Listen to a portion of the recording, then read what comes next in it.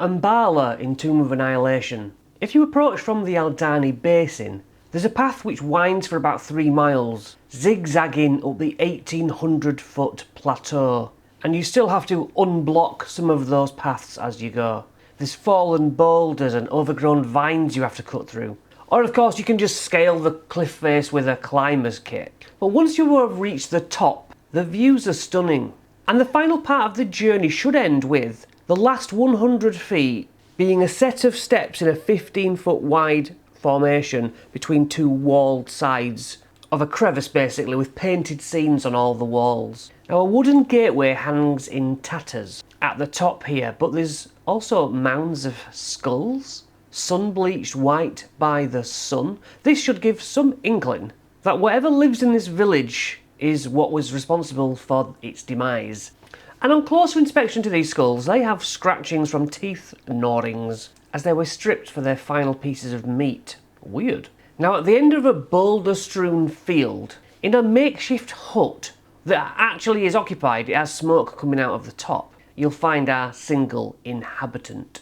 This structure has been built using the rib cage of a massive dinosaur, with a patchwork of animal hides forming a roof and tent-like walls. And it makes me think of the Texas Chainsaw House, if you get that reference. The local witch doctor lady is all that remains of the inhabitants, so wind chimes of bones tinkle in the slight breeze, and an old crone wanders out from the hut, kind of sniffs the air, her white eyes giving away her blindness. The woman looks like death has forgotten she needs to be claimed.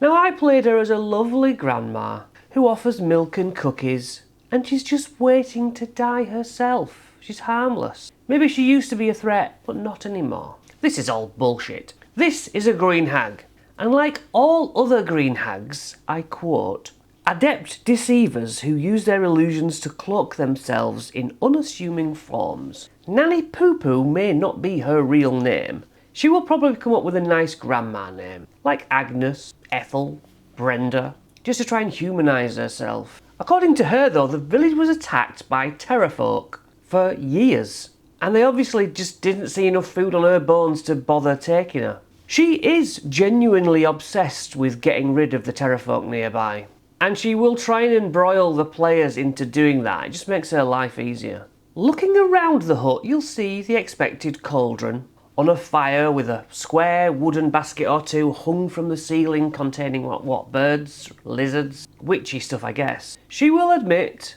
that she's used magic to prolong her life if pushed, and she says she's not long for this world, and there's little call for her skills nowadays, whatever skills they are. In fact, if they ask what skills, well, she does still have the memory of being able to bring people back from the dead. She might even make them think it's true resurrection, but that's not quite what's happening. Really, it turns them into more akin to a zombie.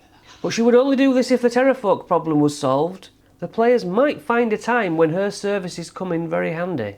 I mean, she's obviously a witch, but if she can do that, maybe she's worth keeping alive. If such a time comes when they need her reanimation services, she will need 3 things. The corpse, a gemstone worth at least 100 gold pieces, and a human sacrifice. Now I would have Manny Poo Poo take the leader of the party off to a discreet corner and whisper the part about a human sacrifice, explaining that a lot of people don't like that idea, but it's a life for a life. Push the player a secret message. Let them decide how to break it to the rest. And if they go along with it and bring a sacrifice, she will walk around the room with the sacrifice laid on the floor near the corpse, restrained I presume.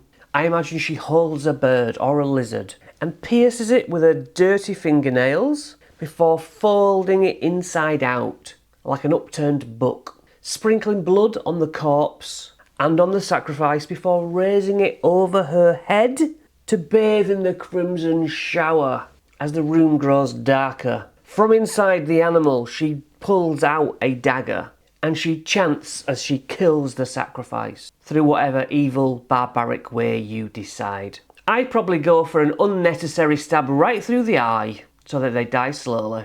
Her tongue dabs at the blood trickling down her face. Then the sacrifice weirdly starts to turn inside out too, and she might make the body consume that knife in a circle of death kind of ritual. Maybe the spilt blood makes its way into the orifices of the corpse, whereupon Nanny takes the gem and embeds it in their forehead with a crunch of skull before its blooded eyes open. Now here are the effects to be played out by the newly reanimated. They are undead. They don't need to eat, drink, sleep or breathe. Their health points reduces every day at dawn. If they reach 0 hit points, the gem shatters and they are re-dead. You can of course make up any other fetch quests she may have if your parties desire to do things for her. But of course events with a witch might turn hostile straight away or eventually.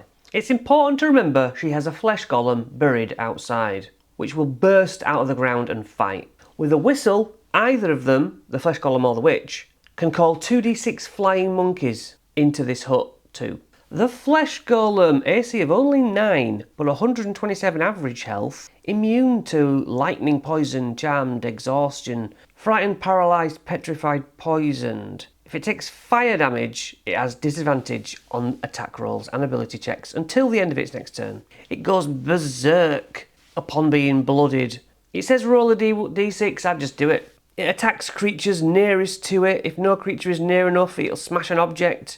And the witch could calm it, but why would she? If the golem is subjected to lightning damage, it regains a number of HP equal to the lightning damage dealt. 2 attacks, +7 with its fists, 13 bludgeoning, +4 lightning. Frankenstein's monster, that's all. Flying monkeys, AC 12, only 3 hit points, they're just minions. They'll bite you for a +1 and 1 damage, so you can do a bunch of them really.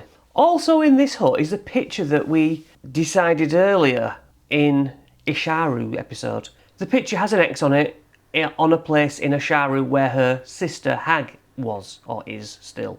This hag thing was totally one of my favourite parts of the module. Finally that terrafolk nest in a recess on a cliffside, which is very precarious to reach at first, on foot, unless they find the chimney and descend down to the back of the cave.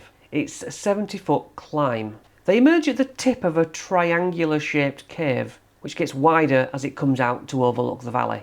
There are 2 dead adventuring bodies tossed here. There's a silvered dagger and a potion of greater healing. Then 2d6 terrafolk will be encountered. AC 12, 26 health, can fly, can do a terror dive, which results in a melee attack and the target is frightened by the drive-by. It makes 3 attacks, a bite, +4 to 7 piercing damage, and then its other claw attacks, +4, 5 slashing. Can throw projectiles, thought of as javelins, +4, 9 piercing. This is your horror decayed body section of the adventure. Enjoy it.